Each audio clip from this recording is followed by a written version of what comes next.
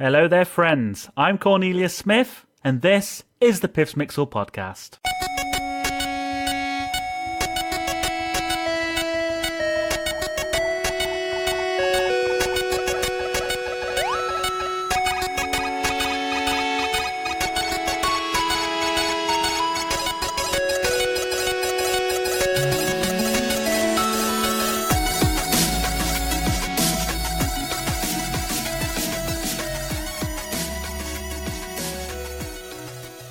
Hello there, guys. Episode number 3, the difficult third album. We've got a bit of a curveball for you today. Might as well introduce everybody. Tally. Say hello, Tally. That was John. Sorry. So joining us today, we've got a substitute super sub. John, how you doing? I'm not too bad, mate. AKA Novo Mundus, AKA MIDI Prefix, AKA. Is your name... I'm just going to call you Slash, because you've got that many names. Sure. Slash, yeah. Yeah. I mean, it's another word for piss, so it probably fits. Yeah, but yeah, that's right. Yeah, because whatever. And then to the far right, UKIP boy. No, I'm kidding. He's not UKIP boy. Garin, how you doing, mate? Yeah, I'm alright. Good. Yeah? You? I'm great. I've got to talk about this shit with you, man. It's gonna be great. Episode 3. So today we are going to be talking about. I'm sorry, just the greatest TV show ever made, ever in the world. And if you don't think that, you are officially stupid. You are like a flat earther or an anti-vaxxer or a Donald Trump voter. Oh no, I put politics in the podcast. Ah! Vax, isn't that a Hoover company? Anti-vaxxers. Oh. Yeah, there's people picketing like, I don't like their suction. I don't even know what anti-vaxxers is. It's people that are against like vaccinations. Oh, right. Because they think it gives their kids like autism. Hello, everybody. Welcome to the World Health Podcasts. I'm your host. No, basically, today we are going to be talking about Knightmare. Classic 90s British TV kids show that is just awesome. What a nightmare. Yes. I would argue it's not a kids' show, but hey. Well, was a kids show, mate. It was on CITV. It had kids as the contestants. I think it was a kids show, dude. Well. And I was a kid when I watched it. Okay, we can argue that at a later time. That is one we'll have many a waging of wars over. We will, yes, I'm sure we'll disagree till the end of time about that one. Anyway, it's my podcast. It's not mine. It's my podcast. It is a kids show, but whatever kind of show it is, Garin has never seen it because obviously he's a wee whippersnapper. He's about 14. How old? 21. Happy birthday, mate. Yeah. Belated birthday from... his birthday's on the 5th of November, which I just think is brilliant. Yeah. Did you have any like sort of fireworks birthday parties? Come on, you must have. Did you blow shit up for your birthday, basically? No. The back garden's not big enough. Are you a pyromaniac? No. Oh, that would be great. That's a great origin story, isn't it? For It's a wasted superhero? opportunity, right? It's like, I was born on bonfire nights. I am Guy Fawkes reincarnated. Do you want to go to the Houses of Parliament? No. Problem is, Last time I went there didn't end well. there's a tree in my back garden, so if you launch your fireworks, there's a chance it'll set on fire, which is never nice. That's is it? good, right? Is it? I mean, that's Have part a of chance the to burn the house down where you sleep at night? No. Yeah, maybe. That's just wrong. You don't burn your house down, Garin. Exactly. Just get some asbestos. Are you the person that took the sort of maxim getting on like a house on fire? Literally, is that what it is? Anyway, this show, I think I think the premise of it you will appreciate because it's sort of high fantasy type affair. Essentially, Knightmare works because, and this is the reason why I loved the show as a child, and it was so influential in my formative years, the sense of adventure. In a non-bleary-eyed, rose-tinted way, what it actually is a bunch of kids guiding their mate around a chroma-keyed room wearing a helmet, so obviously their vision is obscured, and that's it. So the people that are sat in the studio have got a big screen.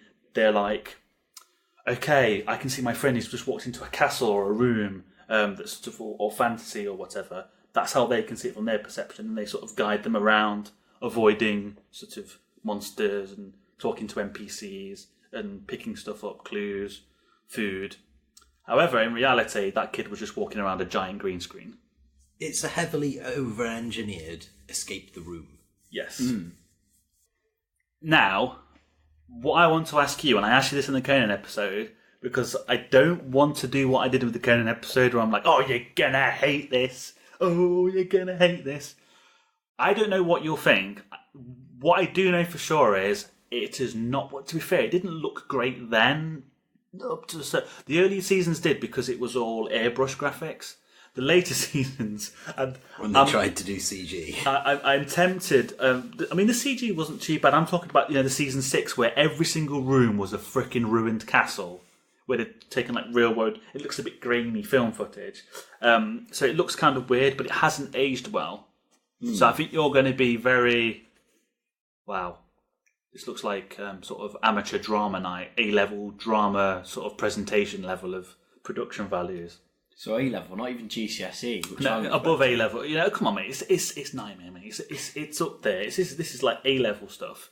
But it worked. it was ahead of its time. And some of the acting ranges from really terrible to incredibly sublime. Hugo Myatt, I bow to you. Treguard, you're a legend. Yeah, He is brilliant. I think the acting is in general just pretty bad. But hey, I tell you who is the best actor, actually. The guy that plays Pickle the Apprentice from season 4. He's pretty good. And that dynamic works really well. Because when the show started, it was Treguard, who was neutral. He wasn't like good or evil. He was neutral. So he was like, welcome to my game. Wow, you want to take it on so you can beat the dungeon. It was ridiculously difficult, brutally difficult in the early seasons. Very few people won. Even across the show, I think only 8 teams ever won in total.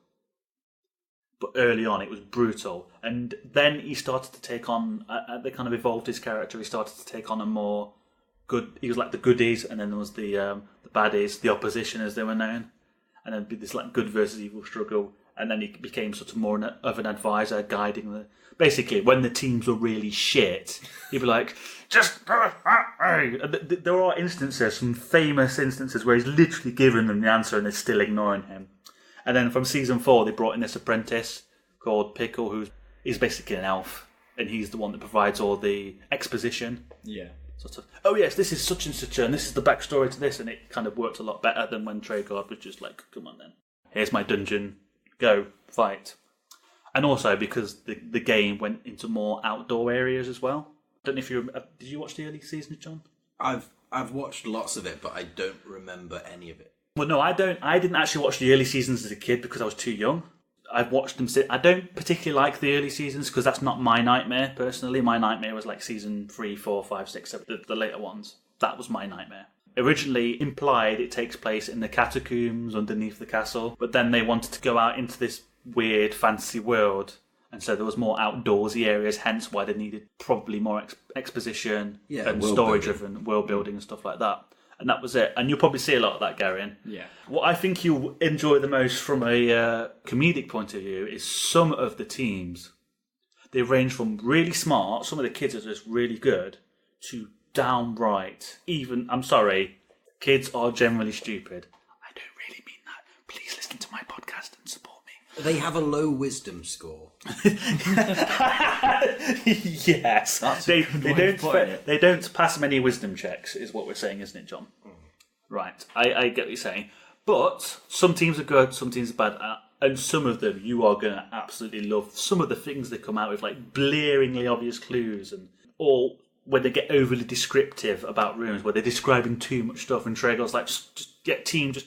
I don't think that's relevant, just go, you know what I mean? There are moments of that. Yeah, when they're like on a timer and they're describing yes. like how many bricks are on the wall. There's a wooden beam going across the doorway at a perpendicular angle to the floor. It's like, just get on with it. Stuff like that. Now, I'm thinking today we are going to do something from maybe season 4 or 5. 6 is where they started to bring in the revised intro. I don't know if you remember the old intro. There's like COD. 6 was the revised intro, where I think it was good, but it lost. Season 4 or 5, I think, are the best seasons in terms of maybe a new fan.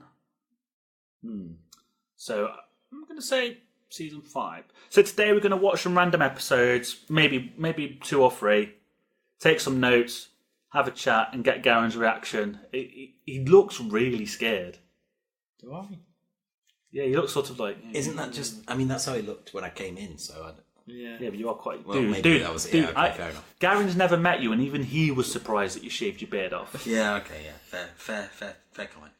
Right, shall we go and do this then? Let's hit it. Let's hit it. Like a chocolate biscuit. Push the button. Let's hit it like a chocolate biscuit. Is that your catch for a podcast catchphrase now? No. I want to say random things every week now. Okay, guys, let's hit it like a bourbon biscuit. Bourbon biscuit works. Right, we're going. Okay, see you shortly. Bye.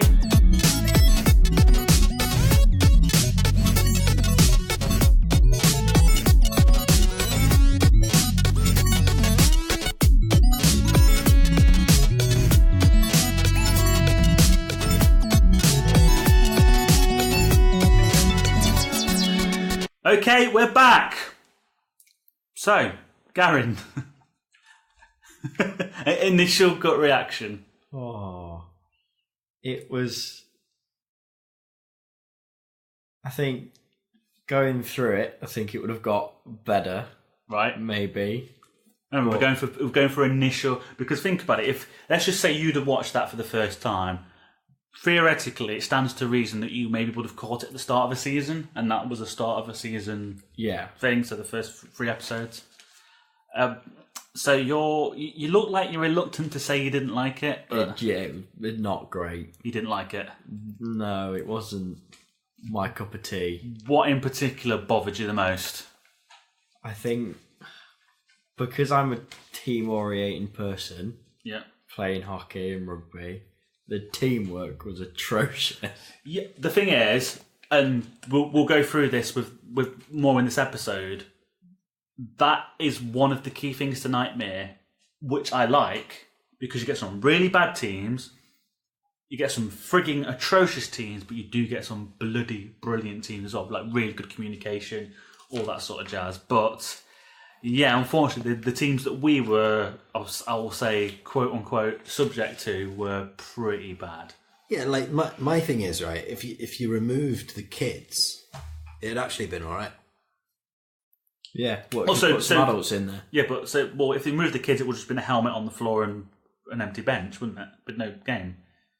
Yeah, but you know what I mean. Like if you didn't have these really shitty contestants, it might actually be quite good. Yeah. You put some adults in there who have some sense about them. But that was the selling point of Knightmare for me. Is every kid watching at home was like, I can do better. I can do better. You're screaming at the screen. So, anyway, Garin, you don't like the lack of teamwork, essentially. Yeah, it was awful. Anything else? That was pretty much it. It kind of nails it. That's quite interesting you say that. So are you now saying to me that if you were watching episodes that had good teamwork, it would have been a lot better? Probably. Because that's also the thing about Knightmare. The teams fluctuate. And I did say this during the watching of the show, that which I found out years later, something that the producers did, if they knew a team were going to be really bad, like, because level 1, which we'll go into again, is like a feeling out process. If they sense a team is bad, they would purposefully ramp up the difficulty. The difficulty spike would go way up just to get them off the show and get another team in. That's how they kind of recycle teams.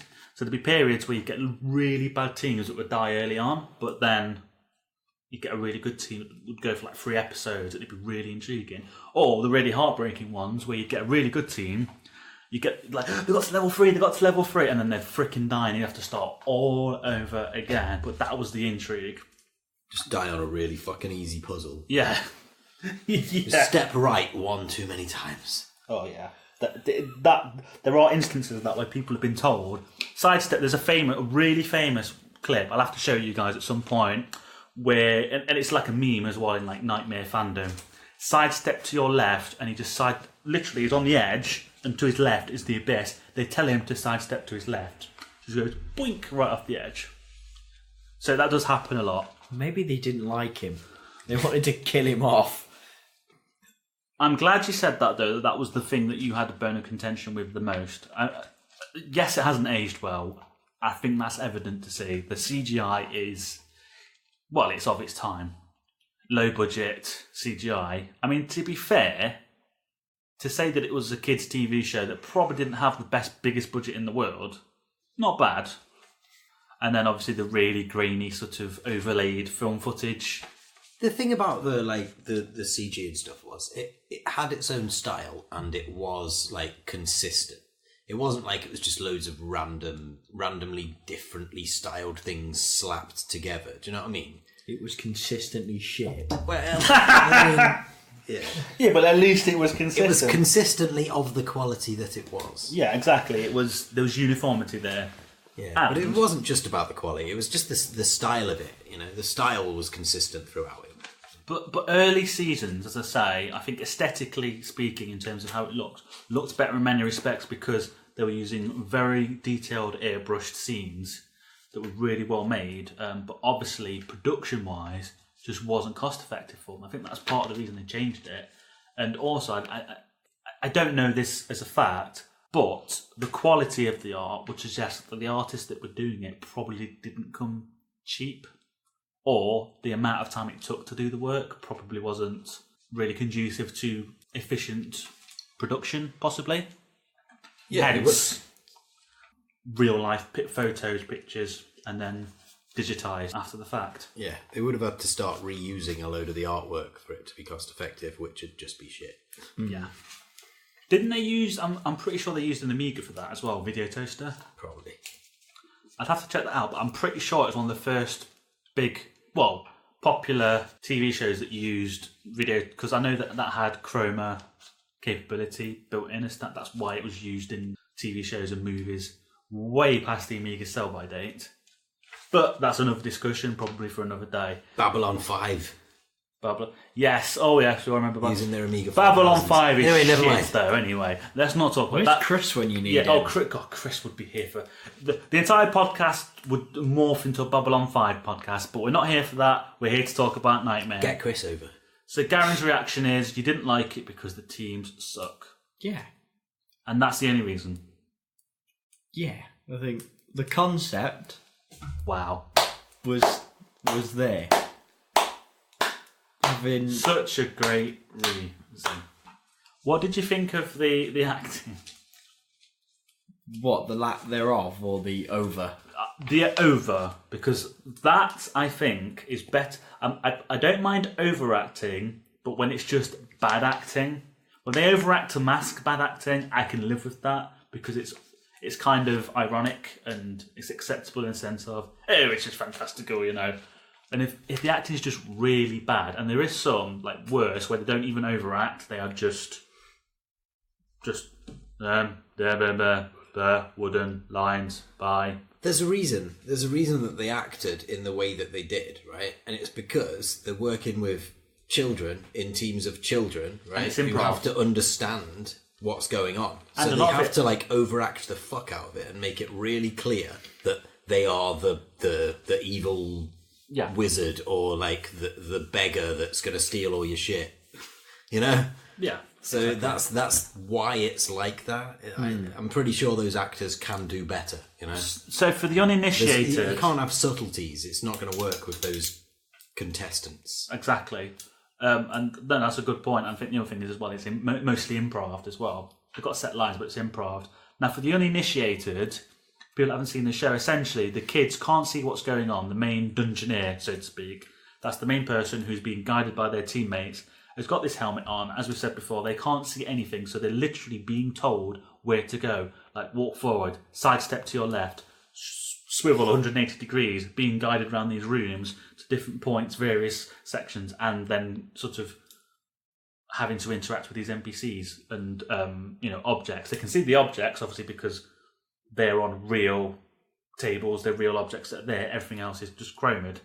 And I think the overacting point probably complements that more than anything, because those dungeoneers can't see anything. Therefore, the only thing they've got is their teammates, and I'm assuming they can hear Traegard and Pickle, the two guidey NPCs, and the NPCs actually in the arena, as it were. So, yeah, I like the overacting. I don't know what Garin thinks, whether that was too much, just right, maybe. Some of it was too much. Any bits in particular? Oh, don't know. Traegar's death stares were good. He was like, Yeah. I still come. Good day to you, travelers. We've been expecting you now that the path is open once more. I hope you've brought your bravest and your best, for they're going to be sorely tested. In fact, they just won't believe what's waiting for them. But why wait? Please, step inside, if you dare. I think he was trying to stare at the camera. Yeah, I think he won.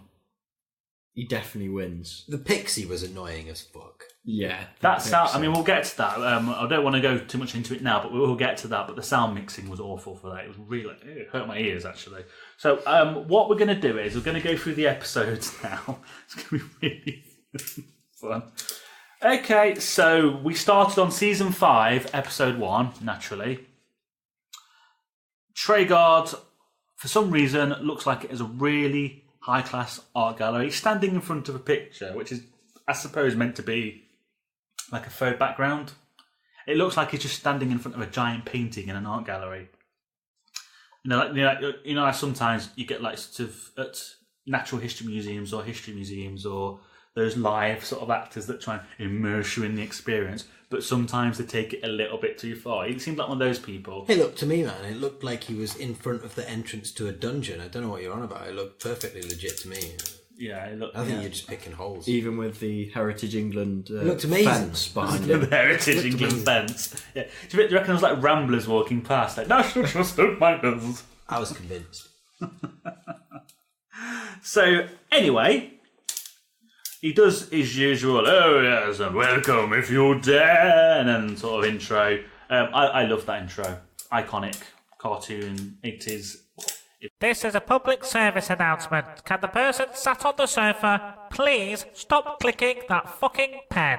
Thank you. This was early 90s, 80s style intro, and the music. Me and John were like... Music, man. We're proper just... And Garin, to be fair, looked pretty concerned. It's the best music from his speech to Jovelin, like, running down a lane with... Running down a lane. With explosions of pixie dust behind you. Running down. That is the best description of the Knightmare intro I've seen. For anybody that's listening, go and look it up. There's two intros. The early one, you'll know which one it is because it's the one that looks like a cartoon. Now, if you think that's running down a lane, I will concede the point to Garin after the fact. It is not running down a lane. It's running through an airy forest around up to a castle. Technically, he's not running on across a he's cavern. on a horse. Yeah, on a horse. He's enslaved a horse to do his bidding. Vicious. Yeah, equine slavery, guys. That's what it's all about. So we meet the first dungeonaire. Just moving on here, guys. Meet the first dungeonaire, whose name was Catherine. Yay, got her name right. And I didn't catch the name of her friends, but what I do know is they all have a proclivity to the colour yellow. They're all wearing bright coloured yellow tops in a weird, like, is it like gang colours or something? It was probably like their brownie troop or whatever. Yeah, but there was no kind of discernible markings on it. It was just blank yellow t-shirts. Because they've written it on in invisible ink. That's what they did last week. So the more they sweat, it just sort of... Yeah. Right, invisible ink that's revealed by sweat. Okay. Do you also see how they went in high order as well when they were sat down? The tallest was on the left and the shortest was on the right. So basically the one thing you notice is the symmetry of the team. Well, I suppose They all looked super geeky as well. Really. Yeah. Did you see the glasses of the one in the middle? Proper large rimmed 90s, mate. See-through 90s, mate. That's what it was all... Yeah, that's what it was all... That was style, man. Style. To be fair. Glasses like that look like crap then, and they still do now. It was clear all of their parents were pretty well off. Yeah. I mean, Do you know what I mean? They were very middle class, They definitely didn't come from a countless. No, P's and Q's all the way. Was it Hampshire they were from? Like, no, yes, we're from Hampshire. Proper Queen's English. Yeah, they were very posh. But, as we will later find out, their communication skills were, I think, bad is doing a discredit to bad. Clusterfuck. Well, they did the classic, go left, left! When she starts going right. I mean, for fuck's sake. Yes, it was bad. So they chose to go on the quest for the cup, which becomes a recurring fee. You know what it is? So I reckon they know a lot of blokes that probably have groin injuries, hence they're always like they want the quest for the cup. So they start on their quest. Traegard gives them the helmet, the knapsack to put food in, and the eye shield.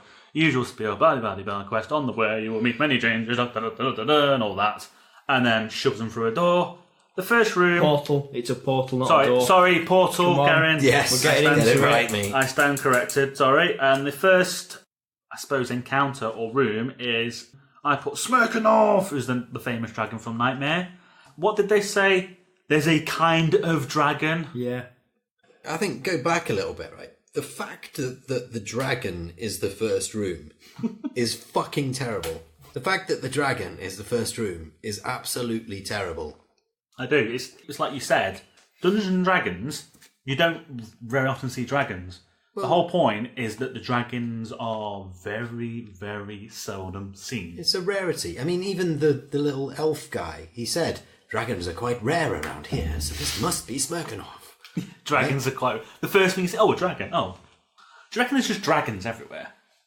No, it's But just the they same turn dragon. around, there's like 50 of them hanging It's like out. Dragon Uber, basically. Well, because they love gold, don't they? So they've just hired him. They're like, yeah, just be at the start of this adventure for all these guys, right? Yeah.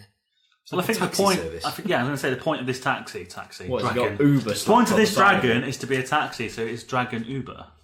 Well, I was saying before, wasn't I? Like it's essentially a tutorial, right? It's to just have a very, very safe room where they can just guide the person a little bit and then do a bit of description about stuff that doesn't really matter.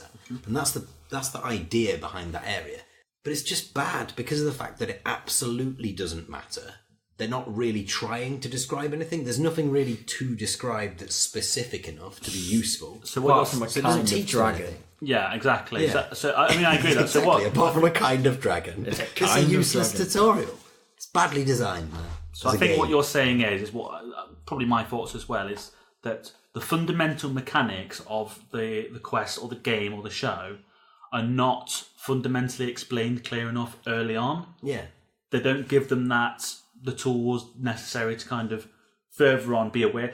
All it is you get on a dragon's back and the dragon flies, which, as we see later on, is not what it's about. You're trying to pick up clues and interact with NPCs and get across puzzles. And The way they should do that tutorial, in my opinion, would have been, you know, the start bit where he says, here is your knapsack and here is your helmet and here is your shield of eye things and stuff, eye shield. right? The You shield know of how eye they things. sometimes do it with the spyglass? Yeah. You find the spyglass, right? The first room, you should find your equipment. Yeah. And it should all be explained what all of it is, because then you have to go up to a table, pick up items, which is what you do in a lot of the different rooms. There should be an NPC that gives you the spyglass. Do you know what I mean? Do all of the basic mechanics of the game in one go at the start, and then you're good, you know? Have them guide them through a door. NPC gives them all these things. I mean, I disagree that they should get them from NPCs. I do think they should just get one of the items. I think. I mean, okay, the helmet. Just so that you have to negotiate the helmet. for it, you know? Actually, no, I like that. Traegard gives them the helmet and then go boom, and then as they go, oh, here's your knapsack. Here's your. Yeah, okay. So it's more sort of feels more questy and. Yeah, and it just explains the mechanics of the entire game, because there's not very many, really. It could be done in one room, and then they'd have everything. True. Anyway, okay. I'm probably overanalyzing. No, that is a fair point, and I think we can all agree the dragon room. I think they shot their load too early. For quote unquote, that's the metaphor we're using. So anyway, they get on the dragon's back and they fly over some really lovely chromed rendered green screen. No, what's it video called footage. again? What's it called? I think she said land about 5. Oh yeah, times. they were They're pickle. flying over some land. Well, Yeah. it's some land, a But the sea. thing is, yeah, that's the thing. She said, you're flying over some land, but they weren't. They're flying over the sea. And then she said sky for some random reason. She went, are you flying over the sky? And then it was back to land again. Yeah, and then after they said you're flying over some land, she was like, "Now you're coming into land." On some land. Come on, Some land. I wrote Guinness Book of World Records attempt at using the word land in a single 30-second segment. They need a vocabulary transplant. Yeah. So they go into...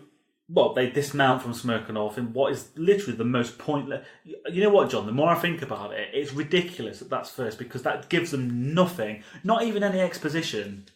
I think... It's irrelevant. Well, that's why, as I said to you, in later episodes and seasons, they move that particular segment to later on in the levels. It becomes more of a segue point. You've reached the dragon. Yeah, like level 1 ends here, sort of thing, is what it becomes. You could you have to give him some gold or something, and then he'll take you on a journey, right? That's an achievement. You've got to a place. You've got to a goal. That's how games work, man. And come on, you have to agree. That is a really good observation, actually, because they changed it, so they must have seen it as well. So they get off the dragon, and they go through a portal. That's a door. I think that one was a door. Something like that. Get it right, Neil. Okay, Keep up. They go through a portal stroke door. You got that's your game now. You got to think of as many different words for entrance. No, it's not. It's a jitty. And they come into sort of they use the ice shield sequence. Essentially, it's video footage, first person video footage almost of them walking. I believe the explanation for this, the reason they added it sort of around season 4, I believe it was, is because they realised that most teams were fannying about most of the time around doorways. The final door. Like sort of little sites, and it was taking up too much time. So they take that out of the... So the teams still had to focus on getting through doors, but only at set points, which kind of, I think it improves the flow. What they did was they made it so that you only have to do that. Move left a bit, move right a bit, move left a bit. So get safe, basically. If you've got to make a choice between the two doors, that's the only time they do that. If there's no choice in the final door, then they won't make you do all of that stuff. You'll just get to the end of whatever the room is, and then they'll take you into eye shield mode. Yeah. And that makes a lot of sense. It removes a load of absolute fannying about. I think from a narrative point of view, if you're somebody watching, it's way more... It's a lot smoother, basically. That's what I think anyway. So they get into a forest. What can only be described as, they wouldn't get away with it these days, 2 blokes are playing a game of poker. And it is poker because they sing like call and stuff like that. And I believe, I got the name, there was a monk and a scruffy looking beggar. A monk called Mace. Yes, Brother Mace. Which just sounds like the name of a rapper. And Sylvester Hands, I know him as Sylvester Hands because he becomes a really sort of big, huge character in Knightmare lore and storyline. Playing cards. And this is the bit that I loved, and Garin pointed this out. What did you hear when they were showing their hands? Because I think he says, oh, my something hand beats yours. No, my something beats yours. I thought he said vagina. My vagina beats yours. What he said was, my vagina, which basically means king, queen, royalty, basically. So I think he's saying he's got a royal flush. Who said, my Rex claims victory of your mere vagina? Or a vagina. You never know. I'm pretty sure that's not what they were saying. But sure, yeah. But it's brilliant because you mishear that. It's like, sorry? His vagina beats your hand. Wow. We also talk how big the playing cards were. Oh they my were god. Huge. They're like the size of your front door playing cards. No, they were massive. 2 hands to hold 1 card up, it felt like. Well, it's so that it reads on the camera from a distance. That's what I was going to say, because the wide shot, you can't, because it's obviously it's chroma, it just doesn't, it's ungainly. So Brother Mace, this is the other thing that got me with this room, it's not really any kind of peril, or normally someone would be like, I am such and such, give me this. Brother Mace was like, yeah, okay. And then people were like, oh, yeah, but can you tell me something then? Come on. And he just goes, oh, yeah, you go over here, do this, find this guy, take this silver to Julius Scaramanga in the town of Wolfenden, and bye. Yeah, right? There was no like actual interaction, was there? No, was it's like, just take this, go. Do any kind of interaction, and this guy will tell you all of the things. It's pathetic, really. It's not really a game at that point. So not much going on there, essentially. apart from clearly a really dodgy game of vagina poker, apparently. This is the thing, like, pretty much all of the puzzles are, like, one step apart. So, like, you'll get told the answer to a future puzzle, and you're like, oh, I better remember that for 5 seconds, because that's when I'm going to have to use the... It's like, what? Wasn't just you as well. My memory is, and again, I think there's something they change as well. It must have been just the start of the season they were experimenting, because a lot of the puzzles do tend to be spread out across more rooms, I'm sure, in later episodes. So someone will go like, here's this magic key. And you don't need to use the key for at least another 4 sort of rooms. Yeah, and that makes a lot more sense. You know? Whereas this was, go find Julius Scaramanga in the town of Wolf. Oh, right, it's going to be like, getting there is going to be a journey. The next room, where are they? Wolfenden.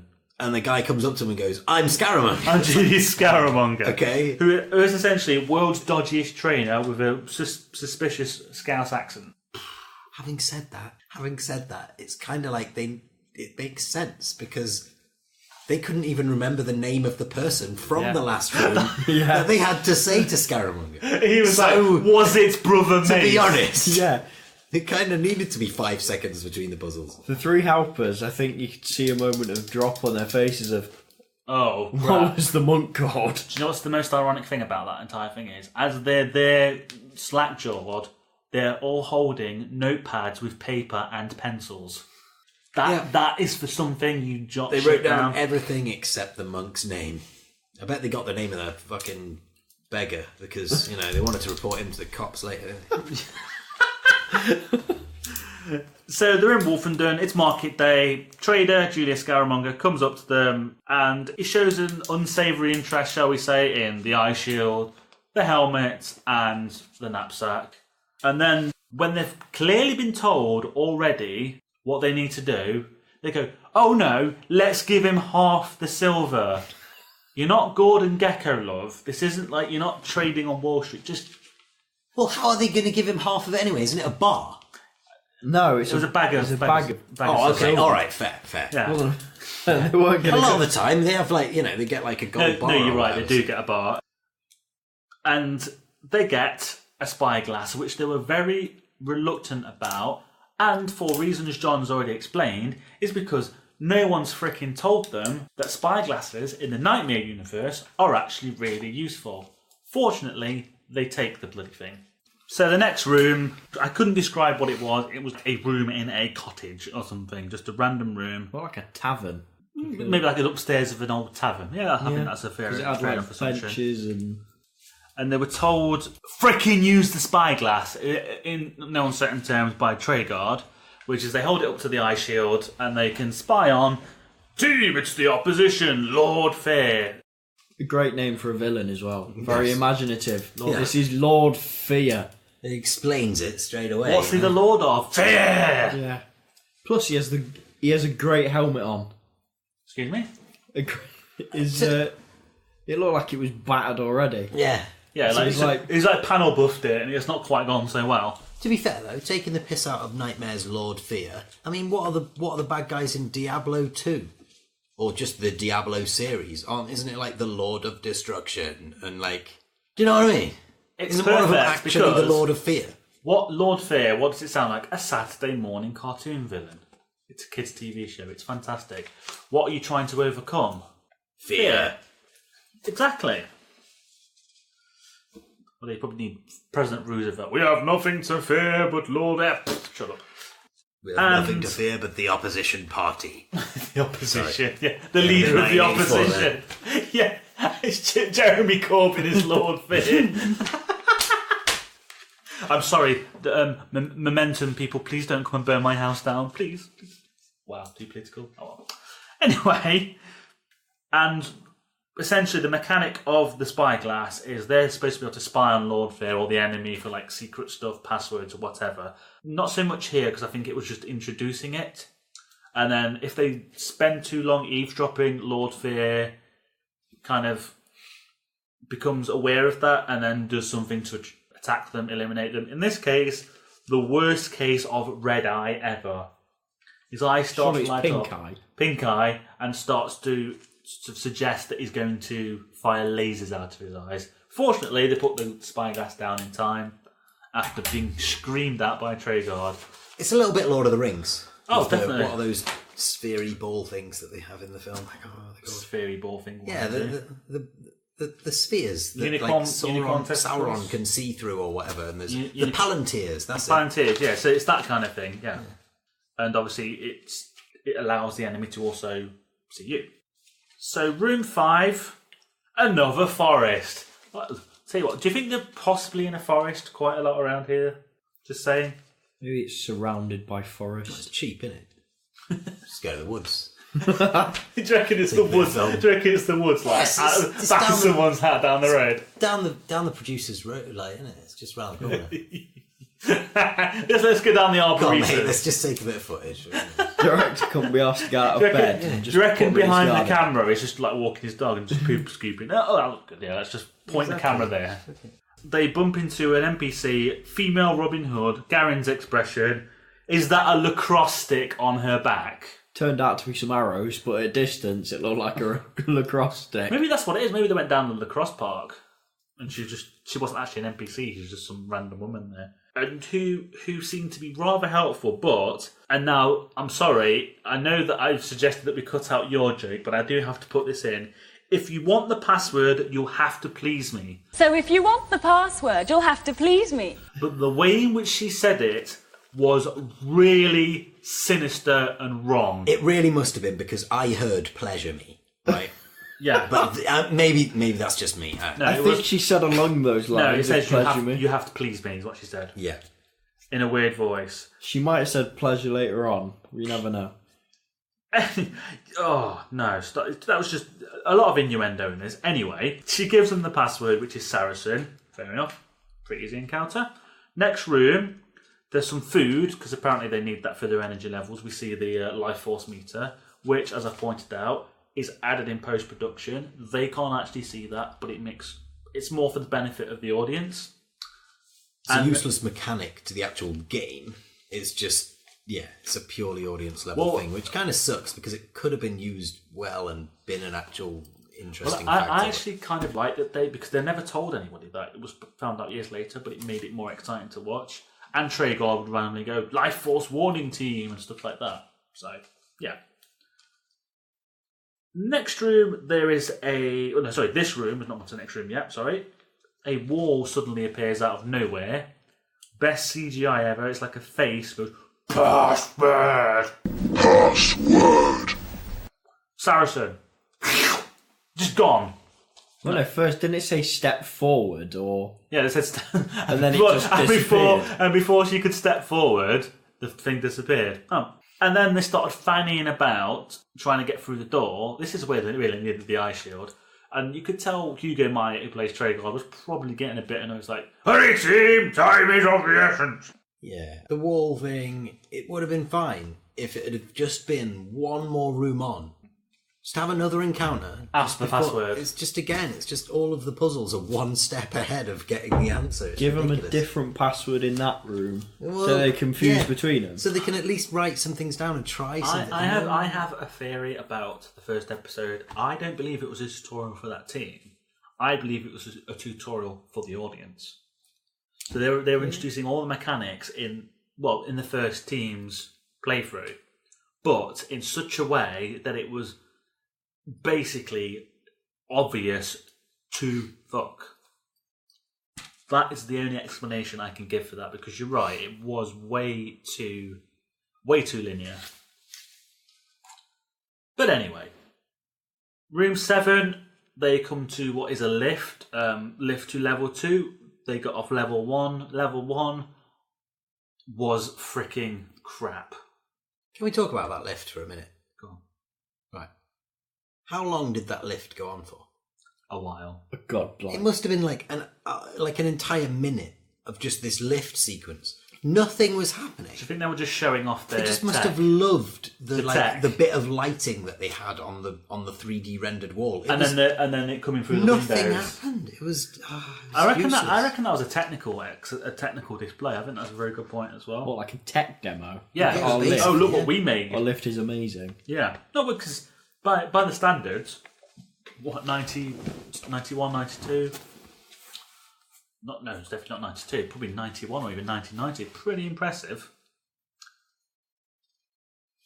And they come into the next room. It's like a fireplace hall type affair. And there is a wizard at a desk. And I wrote, because he's got fabulous hair, bit of a red streak. He looks like he's got some fabulous... He looks like every atypical warlock stroke wizard in anything ever. I said, he looks like the member, an aging member of a once famous prog rock band. Yeah. Hi, I'm Hordris, and this is Warlock. Yeah, or like glam rock, you know? And at that point, we hear the infamous, famous dong, which would always signify the end of an episode. And as a kid, I absolutely hated it. It was like, I've got to wait another week for Knightmare. Taught you some patience, though, didn't it?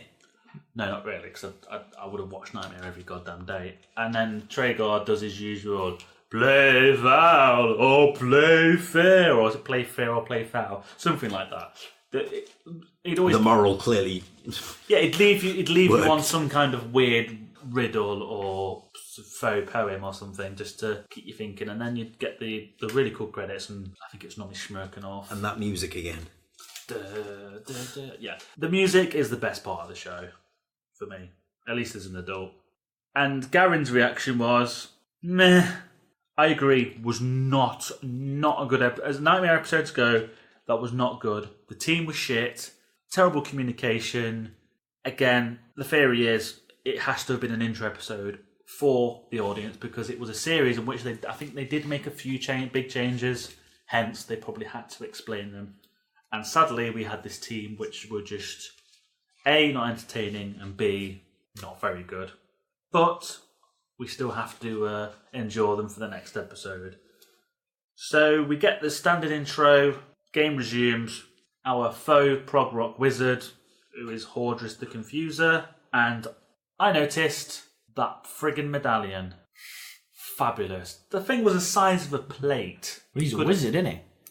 Well, so all wizards have plate medallions. Well, no, the better the wizard, the larger the medallion. Is that what it was? So some wizards walking around with really bad... Yeah, like... Oh, God, I wish I never did so well at wizard school. Like Mr. T's like an awesome wizard, isn't it? Is that what it is? Mr. T is the most powerful wizard in the world. I thought you knew that. Let me hear you say I pity the fool. Come on, man. Do you know how many times I've been asked to say that? Well, no more. I'm through. I'm never going to say those stupid words again. Harry Potter and the plate medallion. After, what, Conan and the Chamber of Secrets? Yeah, Conan and the Chamber. Is that going to be a theme? Oh, no. That's it. That's it. We found our theme. A Harry Potter reference every single time. So he gives them a quest and says, here, take this bottle. It has a pixie in it. If you come into contact with the enemy or the opposition, use it, and then use the call sign. When you get to a safe place, use the call sign Malefact. Say it 3 times. That's one of the few times, actually, when there's like a sort of an element that actually lasts more than one room. Yeah. The pixie itself doesn't. Sorry to spoil it. But the pixie itself doesn't. But the Malefactor thing, I don't think they ever got to use it. Because... No. Well, as we find out, they don't get to use it. So the next room, in true the start of this season, which is really irritating us, fashion... We're really selling this classic kids TV show today, aren't we? I think we are going to have to do another episode on this, where there's better episodes. It has to be done. But anyway, they're attacked by goblins, Pixie's released, and then this Pixie, the voice is annoying, the audio mixing is horrific. It's so high-pitched. So high-pitched, it actually hurt my ears. It was terrible. Someone in post-production went, what do pixies sound like? And some idiot shouted up, they're really high-pitched, and they took it and dialed it up to 11. Yeah, they're really high-pitched and was irritating. It was bad. Biting, I think is the best word for it. The pixie is then coaxed back into the bottle, because apparently the... Box. It was a box. Sorry, box. Oh, it was a box, was that? So I said bottle, didn't I? No, that's later on, isn't Bottle's the next Right, stage. okay, box. I think that's something they quickly changed.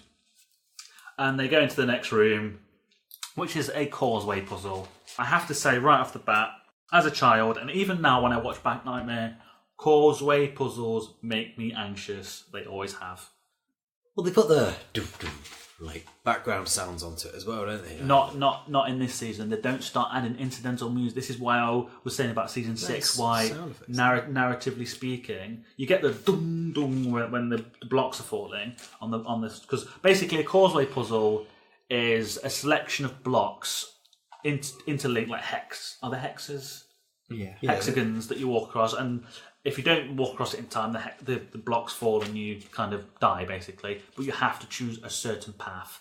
This particular path was it like swords, don't be offensive. Swords, shields, helmets, and maces. And the clue was don't be offensive. Clubs. It was clubs. Well, they said clubs, but it was clearly a mace. Don't be offensive. You can't have a go at the kids for not knowing their medieval weaponry. Yeah, how dare you? They're 14. Yeah, but come on. Yeah, but they're not from a counsellor state, so I've not handled medieval weapons. It's not medieval times. Well, they are. Isn't that the premise of the show? No, it's fun. Sorry, how many dragons were there in medieval times? Don't know. I don't live in medieval times. None. How do you know? Were you there? Were you there? No. Isn't there that famous one? Yeah, the famous medieval dragon. Well, there's like Arthur Pendragon. Uther Pendragon. There was that, yeah, and then there's like Puff the Magic Dragon. I mean, that's 3. Stop. There's got to be more. There's got to be more dragons out there. Do a quick Google search. You bastards. But I've lost my train of thought now, guys. Good. Thank you for that. Right, causeway puzzle. And what I was saying was about the music. There is no incidental music, but that was one of the best things they added in season 6, which ramped up the tension to 11. It was brilliant. It would always crescendo this music to a point where the tension was almost unbearable. That's why we've got to do some episodes from later seasons, just so I can show you exactly what I mean. It's so much better from a watching point of view, a drama point of view, narrative point of view. Here, it doesn't have it, but the causeway puzzles are still tense, and they are lethal, as we found out, because this team cannot communicate for shit. They sent her in the wrong direction, and she sidestepped right off one of the blocks. And well, no, they sent her in the right direction, but she didn't stop when they told her to stop. Yeah, they were like, stop. Stop, and then she went too far, yeah. The thing was, if that team had been in earlier seasons of Knightmare, they would have been dead in the first room. And in early seasons, that's how brutal it was. But adios to the yellow t-shirt brigade. John's just opening a beer there. That's fine, you can open a beer. New team, kid walks in. I swear to God, he was about 5 years old. How old was he? I'll put him at 8, but he said he was 12. Supposedly 12. That was bullshit. Definitely not 12. No, right. I said, some kids do look young for their age, but they're the ones where puberty and hormones will hit them like a ton of bricks.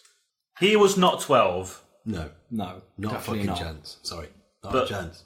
He was not 12, but hey, I didn't catch his name, and this comes up later. Garin thought it was Richard. It's definitely Richard. Well, we'll see, but at this point, Garin thought that he heard Richard, and then they spend an eternity deciding which quest they want to go from. You know, the cup, the crown, or the sword. They're like, John shouts out, "It doesn't matter!" And he's right, it doesn't matter. No, it's irrelevant. Which fictional thing are you going to go and look for that has no bearing on your life? And Garin pointed it out quite rightly. It's a group of lads. Surely they'd want to go after the sword. But again, there's some groin injuries, so they want to go after the cup. What is it with this cup? Room 1, guess what? Smirkanov. Dragon. Again. This team, to be fair, you could tell straight away were a lot better. Communication. Things were looking up. In that first room, you were like edging your bets that these were going to be good.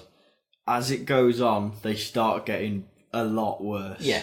The thing was, right, the reason that it looked good in that first room because one of them was clearly sort of in charge. Yeah. And the other two were like there to help him out, but it advisors. seemed like they'd agreed that he was the, they weren't speaking the over main each guy. other. Yeah. He was the main guy that was going to say all of the things. They were going to work together, but he was going to actually, talk to the dungeoneer.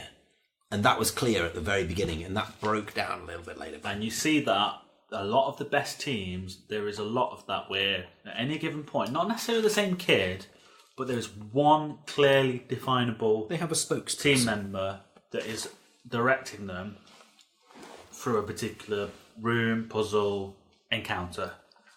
Same as before, they get on Smirkanov's back. Unfortunately, I sure hope a producer got fired for this.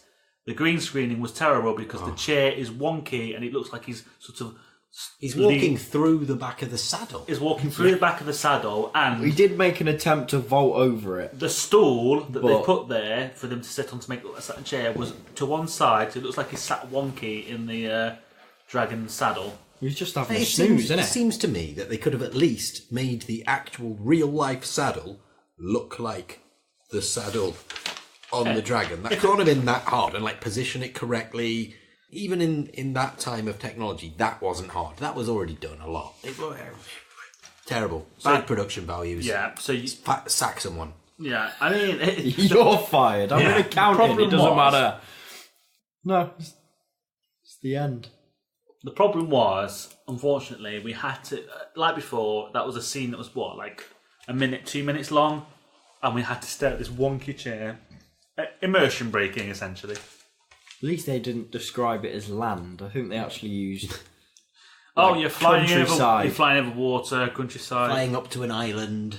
There's a castle on it. Yeah, that's a bit better.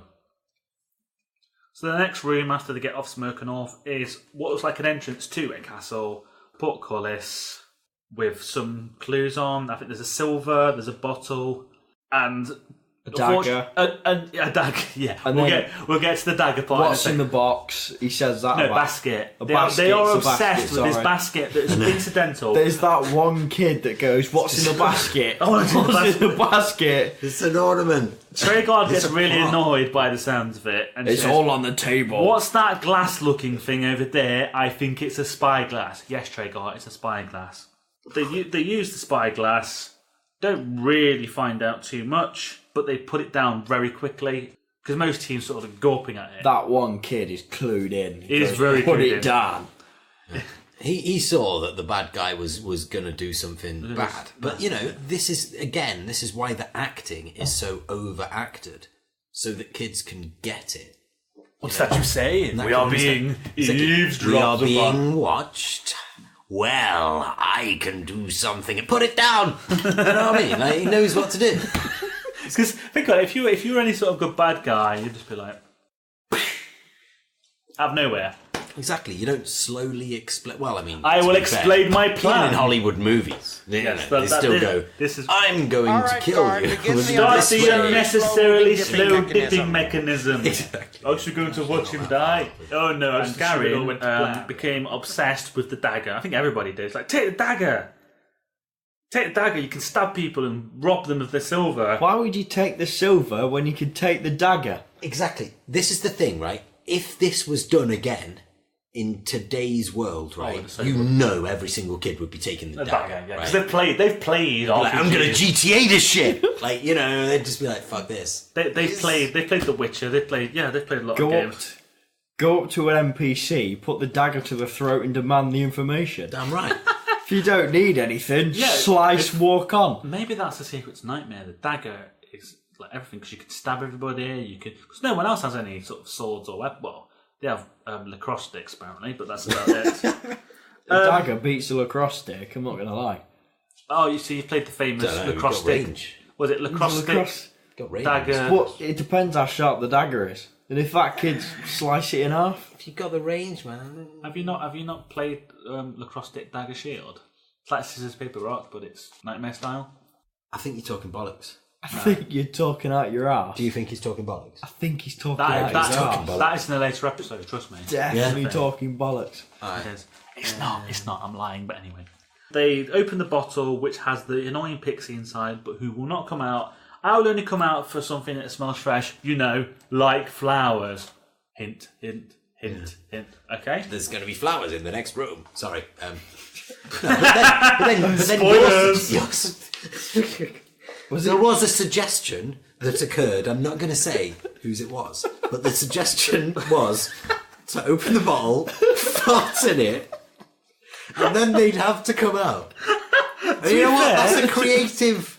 It's a creative answer. No, Gary's exact words were, "I would just fart in it." Yeah, Weren't those exact words, but it's No. along those lines. I think it's more constructive. Oh, yeah. And then we can shank them with the dagger. No, that was later on, wasn't it? No, that was straight after. Was it? Yeah, that was Thought the first... that was in their flower no, room. you said it numerous times. That was the first time you said it. Next room, causeway puzzle, which is a scissors, paper, rock. See, I told you there was some foreshadowing there. That was the middle finger to John, by the way. They were going so slowly, I swear to God, I thought they were going to drop off at the first point. It was pretty tense. It was okay. The elfish guy did tell them they were on a clock. On a did. what? On a clock. Oh, a clock, right. And you heard the lead dungeoneer. What did they call him? No, it was after that. When he got to the end of it, Yeah, what did they call him? I swear they called him Kevin. Yeah, they're like, Kevin! Kevin! Kevin! And you were like, it's Richard. I totally forgot what his name was. And it turned out his name was Richard. So, Kevin? Where'd you get Kevin I don't know where Kevin came from that one kid. Maybe they're just shouting, kill him. And then for some reason... Kill him! Maybe... Kill him? That What? could be it. They still got a dagger? Maybe they don't like him. Maybe they wanted to kill him off. Okay, maybe it's that. That works. It's a very bad plan. Like if you're a kid with a friend that you want to actually murder, taking them onto Knightmare to have them die in some kind of accident. I mean, that's a pretty elaborate scheme for such a But I don't it know, what they were puts- 12-year-old but it- kid. But it puts blame off you, doesn't it? It does Because but- it's just a game show, isn't it? yeah, it's elaborate though. I think it's beyond the reasonable extent of a 12-year-old's. Are you scheming guys abilities. done No, trying to come up with the worst episode of CSI ever? no, we've got more. But... We've only just scratched the It's surface. begun. now. You did, yes. Hello, welcome to the start of the podcast, CSI episode creator 2018. You also CSI remarked 12-year-old upon murder. Tally, because Tally was kind of staring at you, Tally being my cat. Go on, Tally, shank her. So still obsessed with the dagger. That was on about John. Oh, shank John, I say. Yeah, Shank John. And then the next room, and this is where it just broke down. First thing that you say, shank her! Because there was a woman sat down, I think she was sewing or she's like a trader or something. Doing something. Shank her, steal her stuff, kill her, slice her up, don't give her the silver. What did they do? Give her the silver. And what did she give them? Some flowers. Some flowers. You just shank her, That is take the worst. flowers. That is probably the worst deal in Yeah. the history of trade. Yeah, silver for flowers. But to be fair, the Was it opposite. a bag of silver? No, it was Yeah. yeah, It was a was. bag of silver. Bag of, Bag of silver. bag of silver for some flowers. That woman must have been laughing. Like her entire family's like sorted. Yeah. They're good. They're all They can sorted. feed themselves for a year. Yeah. Room. The thing is, they were in a forest. Yeah. They Right. could have just picked the They could have fucking just walked flowers. like 10 metres to the left, picked up some flowers, gone, Yeah, but these here, pixie, pixie, pixie, right? Pops out the bottle, slap it, whatever you These are got to pixie do. flowers. No, they're not. They're just random They're just flowers. fresh flowers. They are in true fantasy terms. They are what is known as a foreshadowed item. No, but they're not. If anybody foreshadows an item in any fantasy setting, it's there. Like think about it. When you've played Zelda or any game, something's foreshadowed. It always costs more. If They're you not. need it, It's because it's some a random- quest item. But it's a random commoner. But it's a and quest the pixie item. never specifies anything. They just say something that smells nice, People- like flowers. I'm going to put this to the listeners. In any game, especially of that era, if anyone's played in games, if something was a quest item, and this happened a lot in games in the 90s, you'd have something that was identical in every single possible way that you would find, but was because it was not the quest item, you could not use it. For example, I believe, like in one of the Resident Evil games, you get like a crank. You find two of them, but the first crank you find is not the correct kind of crank, but it's not because it's not a quest item crank. Therefore, you can't use it. These are quest item flowers. Therefore, in the true rules of fantasy RPG-esque type settings, they are worth more. So you Two words. Deus Ex. Great game. That destroys everything that you've just said, right? Same time period. It was an actual simulation, you know? You picked up a thing, you could use it as that thing anywhere. So, you know, Yeah, but we're not talking about Deus Ex. We're talking about Knightmare. One word, dagger. Damn. Dagger, love. Hello, welcome to the Dagger podcast. It wasn't the quest dagger, though. Yeah, no, it was, because it was on the first table. They could have picked it up. That's true. I reckon that dagger was actually a red herring. No, I reckon the dagger was for a bit later on, which you haven't got to yet, where the dodgy geezer, the homeless guy that they're trying to just turn everyone against to just make everyone hate homeless people for whatever reason. Right? That guy, he comes along and he actually said in that room just before we sort of ended that episode, he came along and he said, "Oh, they've got some nice stuff, and they haven't got any weapons." He said that, so clearly the dagger was for that. But you can only take 2 items. And when, I know. And when they chose the items, Trey and Pickle remarked, "Good choice, team," which is something they would always do. They would always give teams hints that they'd made a very wise choice. Yes, that dagger was probably usable, but I think what they chose was more suitable for the quest. Yeah, it got you the pixie, which is a lot more useful item than not being robbed by a vagrant. But that's the person can rob the just flowers headbutt and the vagrant. pixie. But that's the pixie's that's still in horses the and bottom. horses, guys. Again. Basically, she's got the flowers, not much else happens. They go into the next area, which they start to get a little bit... That kid that was obsessed with the basket, so, oh yeah, there's a well, and then there's sort of... And then he gets interrupted because he's just taking too long. No, and then he explains where the well is as well. Yeah, oh yeah, He and all points that, it out. yeah, the well on the because screen. the others don't understand what he means. Yeah, there's because a well. because it's a square. Is he actually pointing as well? That's why they Well, don't no, there's a understand well in it, the it's a well. background. I think round that's well. what he was trying to But point then he was out. trying to explain yeah. like a Right, you trapdoor. see, and that's why he was pointing out. Even I didn't see it. Yeah, the well was in the background. But it's see? incidental. It's not even relevant to what it is. Because It's he's not not It's useful. a painting, isn't He's it? not even walking in that direction. He It's not even a walks the other physical way. object. And Sly Hands, the erstwhile homeless guy, quote unquote, that John refers to, Comes up and feels the kid. comes up and he does. He's like, "You haven't got anything," and then says, weapons. At which point, what do we get? Dong. And then at that point, we decided, okay, we've had 2 full episodes, 1.5 teams. I think probably enough to gauge a basic understanding of Knightmare. Not the best example of episodes. Garin, I would agree with you on this occasion. The teams were crap and that did detract massively from the experience. But as a concept, what did you think? The concept is good. Because of the fact that you've got 3 separate people who are friends trying to guide another friend through puzzles which they have no idea where they are. Yeah. If you've got different teams, if they're smarter, you could get through them. But I think the show kind of highlights the fact of teamwork. Yeah, they hang their hat Communication. on that concept. That, in fact, if you really strip it down, that is the most important thing to success on that show. It's not necessarily picking the right clues. It is that team work, team interaction, the efficiency at which they communicate, which I think is a really good point. There's there's another small thing that I was actually thinking about while we were watching it, and I think it actually scratched an itch that people nowadays like to get scratched, which is the streaming of games, right? People were essentially watching other people play what's basically a computer game. No, absolutely. A pretty bad computer game, right? With not enough interaction to really be a proper computer game. But I don't know, it was kind of early streaming, really. Yeah, Nice. I agree. Now you say that, it's kind of like when they've got, they did it on Twitch a few times, where they get the Twitch chat to play the game across the internet. Yeah. Yeah, it's the interaction. What did they do? Did they play Pokemon, one of the Pokemon games? Well, they've done it with a lot of... One of them is a Telltale series, so there's different choices that you make. So that I think that's a very good point. And, as I pointed out, I believe as well, the thing that it also did, which was why it was so captivating for a lot of kids, me included, was you always felt, you know what? I reckon me and my mates could do better.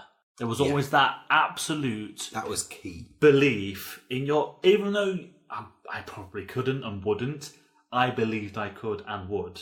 That is why it was captivating. And obviously it was a high fantasy setting as You well. couldn't and wouldn't have been able to, because seemingly they selected from some small pool of really wealthy families.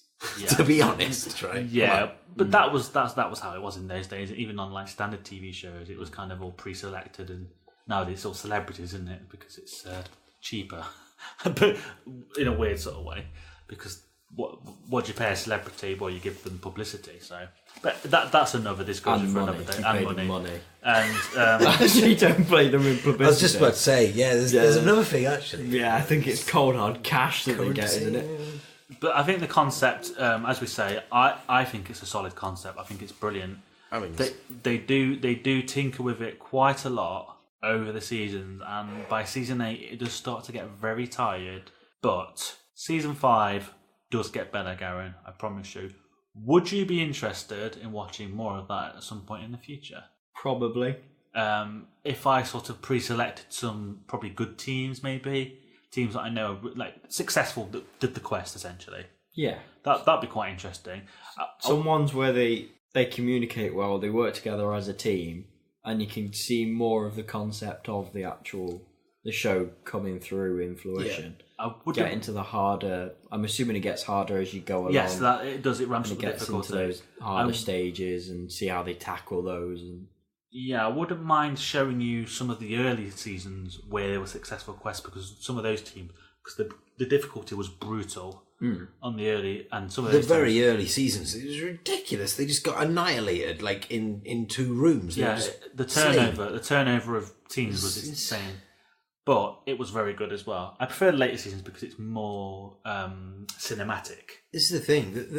What happened was, like, in the very first seasons, the people that actually came up with this really cool concept and were, like, sticking to it really hardcore, because they were like, this is the concept, this is what we're doing. And then, obviously, to actually make it sell and for the ratings to work, they had to dilute it down a little bit. But yeah, I mean, have you ever seen or heard of Keep Talking and Nobody Explodes? Yeah, I've got it. I've played it. Yeah, it's that kind of similar kind of teamwork. Some people guiding another person to do a thing. It's a very similar concept. One guy trying to defuse the bomb, he has to talk back what he's seeing in front of him, and obviously the amount of people that you have actually trying to help and defuse it has to take that information, process it, and then give him back a solution, give him back the answer. It's absolutely brilliant. It ties into that as well, definitely. Yeah. And like, I mean, this is on another sort of this is a slightly different concept, a slightly different level of it. But there's actually like a VR version of Laser Quest coming to Nottingham very soon. Well, they've already got zero latency. It's already there. It's zero latency zombie game. It's there now because people keep asking me to go. That for me also was one of the appeals of Knightmare, because VR back then was so archaic, but it was still a thing. And it seemed otherworldly. The reason it was otherworldly was because it was shit. It didn't really work that well. Yeah, I mean, but Knightmare scratched that itch as well. Sort of, yeah. But it was. I mean, obviously, it's not VR in any way whatsoever. But I don't know. It has that feeling around. You felt like you were that kid, because you were with them the whole way. The immersion. You were in that world with them, so you went with them, and that's because you felt you could do better, because you were watching them, and it felt. Not interactive in as much as you had any input, but because it felt interactive from point of view, there were people not sort of on the studio floor walking through these puzzles. You felt invested with them in the show. That was also the other thing, and I think that's a very good point. It was, dare I say, you were living vicariously through these kids. Yeah, I guess at the time when you were a kid yourself, you probably were. Yeah.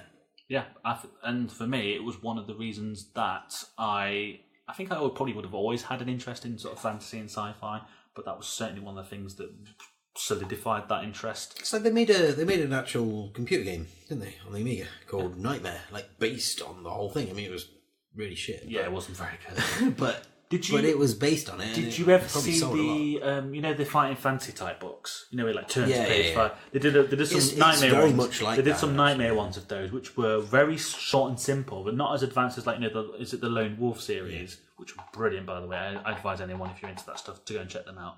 But it was very much Knightmare, as it was accessible fantasy for kids. That's the thing, though. It was a really, really, really unique TV show. Like I can't think of anything from any country. Well, do you know that, John, how successful the show was, even in its final season? It would draw, and this was and you have to imagine this was in 1994 when the show ended, season 8, 6 million viewers, and they cancelled it.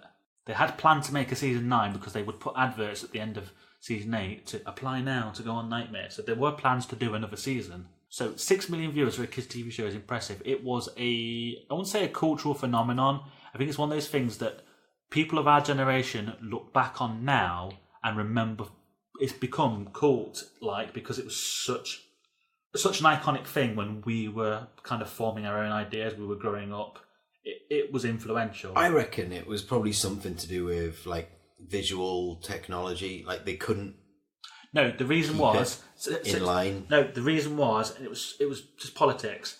Really? CITV got a new head controller who you know how all these sort of corporate suits work on demographics and reports and figures and age groups.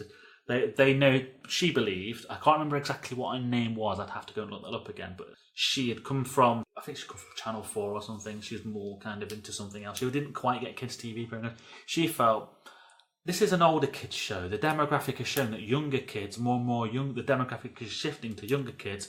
They probably won't like this anymore. Cancel it. That was it. That was the reasoning behind it. Just politics. And I'm not going to go into all of the ways that I disagree with that. No, that's a fact. I can't be asked. That was a fact. No, I don't mean disagree with that fact. I mean disagree with her decision. Yeah, absolutely, mate. Yeah, that's mate. I agree. I feel like that's a different talk about a lot of other things that aren't even in any way related to any of this. It is a bullshit reason. It was cancelled, and just kind of clarify how gutted I was when they cancelled this show. Between seasons, my thing would be, because it was a Friday afternoon show. It was normally on at like 4:25. It would be on. That would be the last slots on CITV. I would look in the TV guide and say, "Is it this Friday?" It comes back. Yes, it's this Friday. Ended in 1994. For at least 3 years after that, every single week, I would check the Friday listings in the TV guide to see if Knightmare would return. No internet back then. No way of knowing. The only way you would know is if it was in the TV guide. Never came back. That was it. It was gone. Did you cry, Neil? I was gutted. I loved that show as a kid. Well, you couldn't even create like a Facebook protest group in those days, man. No, you couldn't sign a petition because you would only get the immediate area to sign. Just like the people around the corner and your grandma. I think we can safely say, yes, the episodes weren't good, but I tell you what, they were very interesting episodes from a analytical standpoint of what the show was, what it was trying to do, and there are better episodes going. So I think that's a plan. Get some episodes of winning teams or good episodes or famous moments and stuff like that. Get you to have a look at those. Now you know what the concept is. You've already said you'd be quite interested. I think definitely we should do a part 2. So we've done the intro part, but now that we kind of know what to expect, in as much as how the show kind of works, we can look at some better episodes where they smooth out some of the mechanics. The teams are a lot better, and there's actually some interesting stuff going on. Sound good? For sure, we could think about doing that in the future. I mean, personally, I'd rather move on to other topics. Nightmare's awesome. Oh no, I don't mean we'll do that next. I'm just saying. No, I know. At some point, we'd do a part 2. We'd then do a more in-depth look at different aspects. I'm just unsure that it requires that much analysis. Well, the thing is, we've got a podcast, mate, so we can talk about whatever the hell we want, whenever we want. I'm down for doing it. If you want to do it, I'm up for doing it as well. So, Garin, I'm going to have to ask you, out of 10. Out of 10. Oh. And the problem is I think you should be clear what your criteria is and what the context in which you're scoring this, because as you said, teamwork sucks, but you do like the concept. Why don't you give it a few different grades, not just a single grade? I just want a single. Oh, okay. As an experience, I just want a single quantifiable. It's going to be fairly useless. Single quantifiable out of 10. Probably a 5. So basically, a bang average. Yeah. Right. Which should increase with. No, that's fair enough. But I suppose the real question is: are you glad you did it? You got to watch it. What? To culture myself in old timey things. Yeah, essentially. Was it interesting to you? Yeah. As kind of as a sort of, I won't say research. To see what came before. Exactly. Because if you're on about 1994, I was born in 97. No, this wasn't 94, this was 1990, this was. So, but when it actually fully ended. Fully ended, yeah. I was born in 97. Exactly. So the programmes I was watching can almost it's their next program. Yep. Bob the Builder, Teletubbies. Well, all of Good those. shit, man. Power Rangers was 93, 94, but yeah. But it still goes through. It's So that's fine. I'm glad that you got something out of the experience. And also, the primary thing of this is I want to see your reaction because you've never seen this stuff. Me and John, we grew up on this stuff. So, yeah. But guys, thank you very much for your time and your interesting input. Let's say we definitely have to do some more episodes on various things. Chris, if you're listening, how wasted are you? how wasted are you right now on Sambuca? Have you fallen asleep in the middle of a street?